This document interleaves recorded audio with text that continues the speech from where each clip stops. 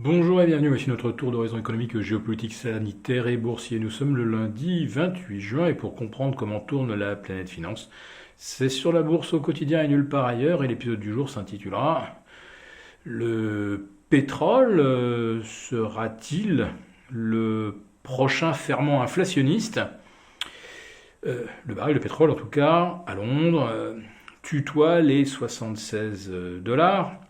Autrement dit, pratiquement ses meilleurs niveaux de la mi-2018, alors que la consommation de pétrole est pratiquement revenue à son niveau d'avant-crise, c'est-à-dire de février 2020, alors que la production pétrolière aujourd'hui officiellement est inférieure d'environ 15%.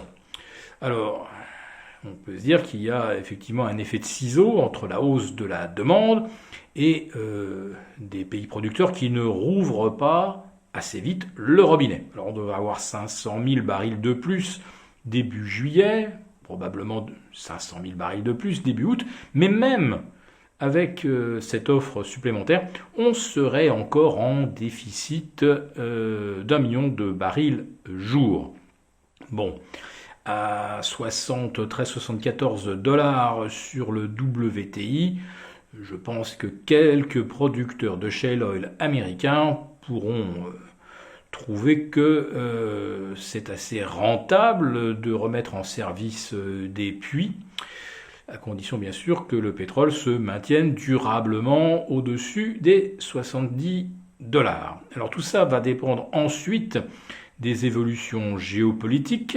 Si l'Iran revient parmi les pays producteurs avec un feu vert américain, alors il n'y aura plus aucun problème d'approvisionnement et les producteurs américains n'auront même pas besoin de forer de nouveaux puits parce que l'Iran pourra amener 1,5 million de barils facilement et c'est exactement ce dont aujourd'hui on aurait besoin.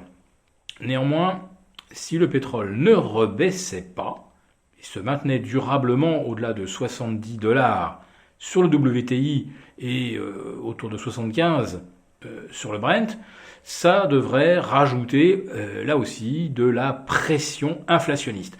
Je rappelle qu'en France aujourd'hui, à la pompe, le samplon 95, vous le trouvez facilement au-delà de 1,70 sur les autoroutes. Vous le trouvez entre 1,45 et 1,50 dans les stations discount.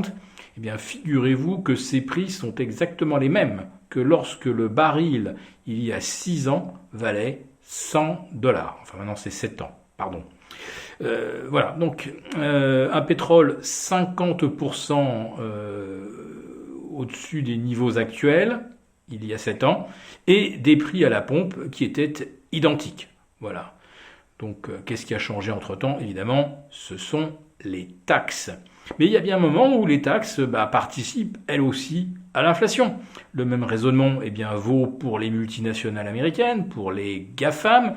Si on leur colle 15% d'impôts, à un moment ou à un autre, ils vont certainement répercuter ce coût supplémentaire sur les consommateurs. Évidemment, pas sur les actionnaires. On ne va pas réduire leurs dividendes, ça serait beaucoup trop cruel. Donc la fiscalité, ça participe aussi beaucoup à l'inflation, et en France, je dirais même énormément. Bon, en tout cas, les niveaux actuels atteints par le pétrole n'empêchent pas le S&P 500 et le Nasdaq de battre de nouveaux records. Voilà, donc le S&P au-delà des 4280, le Nasdaq au-delà des 14300. Ça continue. Pourquoi? Eh bien, parce qu'aujourd'hui, pas de nouvelles égale bonne nouvelle. Donc, la dynamique haussière de la semaine passée se prolonge aujourd'hui, surtout sur le S&P qui venait de gagner 2,7%, et je crois que sur le Nasdaq, on avait même engrangé 3,4% la semaine passée. Mais ça ne suffit pas à doper les places européennes, ni le CAC 40 d'ailleurs, qui pour l'instant se débat pour rester au-dessus des 6600 points. allez, ça ne sera pas très difficile de défendre les 6006, puisque les volumes échangés en l'espace de 6 heures n'atteignent même pas 1 milliard d'euros à Paris. Donc avec rien, avec quelques miettes de budget algorithmique, on peut maintenir le CAC en lévitation au-dessus des 6006. Et même si on voulait l'emmener à 6630, ça ne serait pas bien compliqué. Il suffirait tout simplement de s'aligner sur les indices américains qui, je le rappelle, donc à l'ouverture en ce lundi 28, battent de nouveaux records. Allez, plus que 3 séances à tenir pour finir le premier semestre au plus haut aux États-Unis et en Europe et sur une nouvelle série de records. J'imagine qu'à moins d'une nouvelle absolument catastrophique, ils ne vont pas lâcher le morceau et que le premier semestre calendaire devrait se terminer au plus haut. Voilà, je vous quitte sur cette note d'optimisme. Je vous donne rendez-vous demain pour notre premier live hebdomadaire.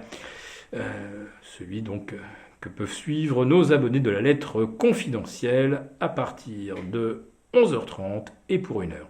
À demain.